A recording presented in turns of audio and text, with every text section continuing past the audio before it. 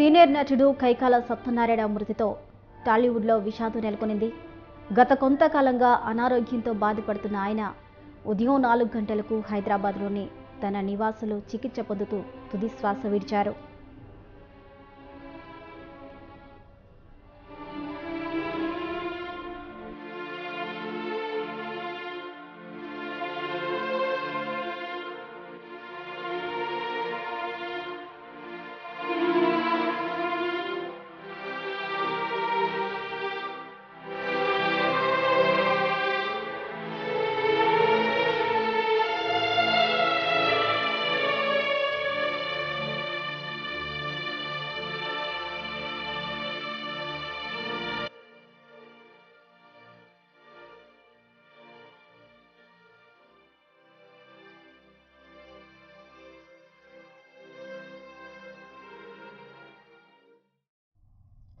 హీరోగా, క్యారెక్టర్ ఆర్టిస్ట్గా, విలన్గా, కమెడియన్గా ఇలా అన్ని రకాల పాత్రలను పోషించి తనదైన గుర్తింపును సంపాదించుకున్నారు కైకాల.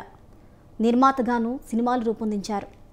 ఆయన పోషించిన వైవిధ్యమైన పాత్రలకు గుర్తుగా అతను నవరస నట సార్వభౌమ అనే బిరుదు పొందారు సత్యనారాయణ. తెలుగు సినీ పరిశ్రమలో ఎస్వి రంగారావు తర్వాత అలాంటి వైవిధ్యభరితమైన పాత్రలు పోషించిన వారిలో కైకాల ఒకరు.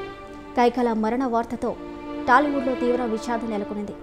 ఆయన భౌతిక కాయాన్ని సందర్శించి నివాళులర్పించేందుకు పలువురు సినీ ప్రముఖులు ఆయన ఇంటికి తరలివస్తున్నారు.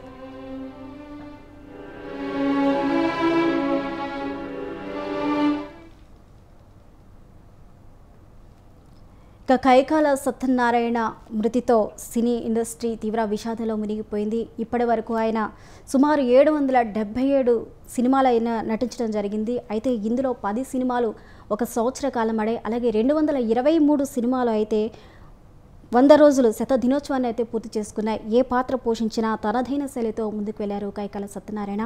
అలాంటి సత్యనారాయణ గారితో తనకున్న పరిచయాన్ని, తనకున్న స్నేహాన్ని పంచుకోవడానికి మనతో పాటు ఫోన్లో సిద్ధంగా ఉన్నారు ప్రధాని రామకృష్ణ డైరెక్టర్. వారిని అడిగి వారితో ఉన్న అనుబంధం ఏంటో తెలుసుకుందాం. రామకృష్ణ గారు నమస్తే అండి. నమస్తే రామకృష్ణ గారు.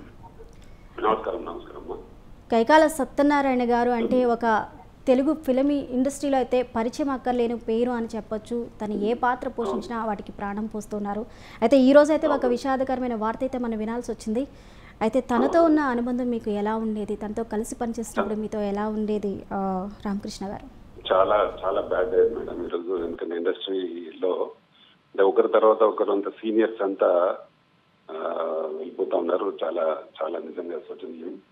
ఎందుకంటే ఆయన యముడు అంటే ఎలా ఉంటాడు అంటే కైకాల సత్యనారాయణ లాగా ఉంటాడు అనే విధంగా బ్రహ్మాండమైన యముండ అనేది ఒక పెద్ద పాపులర్ డైలాగ్. అప్పుడు చాలా బ్రహ్మాండమైన అది చేశాడు. మేము ఈ మధ్యలో కలిసాను. నేను అంటే మా చాంబర్ దగ్గరే ఉంటుంది ఆయన ఇల్లు కూడా. ఈ మధ్యలో కలిసినాడు. ఆయన చాలా రోజుల నుంచి ఇబ్బంది పడతా ఉన్నాడు. ఆయన అంటే అట్లాంటి ఒక మనిషి విలన్ క్యారెక్టర్ లేని లోటు అయితే మనకి చాలా ఇండస్ట్రీకి చాలా లోటు. ఆయన దాదాపు 700 పైచిలకు సినిమాల్లో చేశాడు. 200 మంది డైరెక్టర్లతో ఆయన నటించాడు. ఎక్కువగా ఎన్టీ రామారావు తోటి బాగా చాలా సాన్నిధ్యం ఉండింది. ఆయన పార్టీ పెట్టినప్పుడు కూడా వారితో కలిసి పనిచేసినారు. వారు చాలా అంటే ఒక మంచి నటుడిని కోల్పోయిందమ్మా ఇండస్ట్రీ. చాలా ఒక బ్యాడ్ రోజు ఈ రోజు ఇండస్ట్రీకి అమ్మా. ఆయనకు వారి కుటుంబానికి నేను ప్రగాఢ సానుభూతి తెలియజేస్తూ వారికి ఆత్మశాంతికి చేకూరాలని చెప్తున్నా. నేను Ramakrishna Goud, Telangana film chamber chairman అమ్మా. ఓకే రామకృష్ణ గారు, డైరెక్టర్గా మీరు చేసిన సినిమాలో తను ఎన్ని సినిమాలు నటించడం జరిగింది? నటించేటప్పుడు తను ఎలా ఉండేవారు? చాలా బాగా ఉండేదమ్మా. ఆయనతో అంటే అందరితో కలివిడిగా ఉండేది మనిషి. అంటే ఎక్కువగా షూటింగ్లలో ఉంటే హాస్యం ఎక్కువతో జోక్ చేస్తూ అందరితో మంచిగా ఉండేవాడు. ఇక్కడ కూడా ఆయనకు అంటే ఈగో ఉండేది కాదు. నేను ఈ సినిమాలు చేసిన ఇంత అది ఉండేది కాదు. అందరితో బాగా ఉండేది. ఎప్పుడు అయినా చాలా బాగా మాట్లాడారు. మేము మొన్న రీసెంట్ గా వెళ్ళి ఇంటి దగ్గర కూడా మాట్లాడేస్తే కూడా చాలా బాగా ఆప్యాయతగా మాట్లాడేవారు. చిన్న పెద్ద తేడా లేకుండా చాలా బాగా ప్రేమతో మాట్లాడే వ్యక్తి వారు. ఎప్పుడు అంటే ఏ ఆర్టిస్ట్ తోటైనా కలివిడిగా ఉండేవారు. ఎవరితో ఆయనకు వివాదాల్లో అందరితో పనిచేశాడు. అందరితో బాగా ఉండేవారు. ఎప్పుడు కూడా ఆయనకు ఈగో అనేది లేకుండా, చాలా మంది కొందరికి నేను పెద్ద ఆర్టిస్ట్ అనే కొంత ఈగో ఉండే వాళ్ళు ఉంటారు, కానీ ఆయనకి అట్లాంటిది లేదు. చాలా బాగా ఉండి బాగా మాట్లాడి చేసే వ్యక్తిత్వం నాకు వ్యక్తి వారండి. రామకృష్ణ గారు, ఈ మధ్య కాలంలో కైకాల సత్యనారాయణ గారిని మీరు కలిశాను అంటున్నారు. మరి ఆ సమయంలో ఆయన ఆరోగ్య పరిస్థితి ఎలా ఉంది రామకృష్ణ గారు? అంటే ఆయనకు అంటే చాలా రోజుల నుంచే అంత బాగా హెల్త్ సరిగ్గా లేకుండా ఉండింది. అందుకే అప్పుడు కలిసేటప్పుడు కూడా బాగా మాట్లాడారు. అంటే ఆరోగ్యం రోజు రోజుకు ఇలా అవుతుంది అనేది. ఆయనకు మెయిన్ ఏంటంటే ఆయన కొంచెం హెవీ బాడీ వల్ల కూడా ఆయన కొద్దిగా ప్రాబ్లమ్స్ ఎక్కువ రావడం.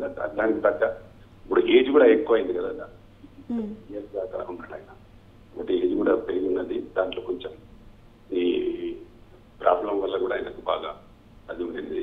కాబట్టి అది చాలా రోజుల నుంచి హెల్త్ కొంచెం వీక్ గా ఉంది ఆయనకు. దానివల్ల పోతే బాగా మాట్లాడి అంటే బెడ్ మీద ఉండిండు, బాగా మాట్లాడేవాడు అన్నట్టు మాట. రైట్ అండి. రైట్, థ్యాంక్ యూ రామకృష్ణ గారు, మీ అభిప్రాయాన్ని షేర్ చేస్తున్నందుకు థ్యాంక్ యూ అండి.